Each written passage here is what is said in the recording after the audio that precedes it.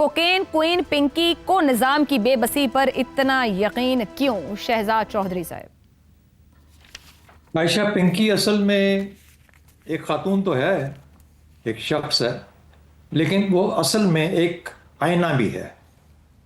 وہ آئینہ ہے جس میں جب نظام، ریاست اور یہ جو پورا سماج جب اپنا آپ کو دیکھتا ہے تو آگے پنکی نظر آتی ہے، اور یہ جو پنکی ہے یہ آپ کا منہ چڑھا رہی ہے، یہ آپ کا مذاق اڑا رہی ہے، تمسخر اڑا رہی ہے۔ یہ پنکی اصل میں آپ کے منہ پہ ایک تماچا مار رہی ہے۔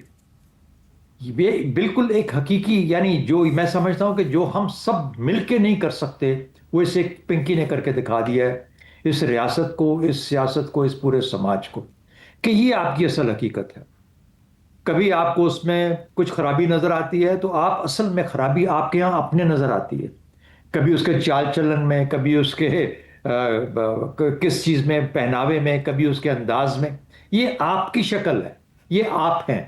ہمیں یہ سمجھنا پڑے گا کہ یہ ہم ہیں، یہ ہمارا ہی چہرہ ہے۔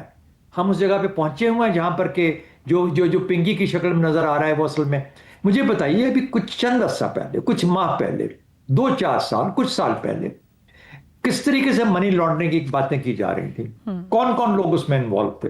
آپ نے کتنا خوبصورت جملہ بولا اپنے ابتدائی میں، سیاسی اور ریاسی تحفظ، سیاسی اور ریاسی تحفظ، اس کے بغیر کوئی پنکی اور انتظامی تحفظ، اس کے بغیر کوئی پنکی قائم نہیں رہ سکتی۔ یہ سب کچھ اس نظام کا حصہ ہے، اس ریاستی نظام کا حصہ ہے، اس انتظامی نظام کا حصہ ہے۔ پولیس یہ ہے آپ کی، پولیس بھی، لیکن پولیس کو کیوں، اکیلے کو کیوں ہم اس کی ذمہ دار ٹھہرائیں؟ پورا نظام ہی ہمارے سامنے کھل کے آ جاتا ہے۔ تو جو پنکی ہے وہ آپ کو نظر آ رہی ہے۔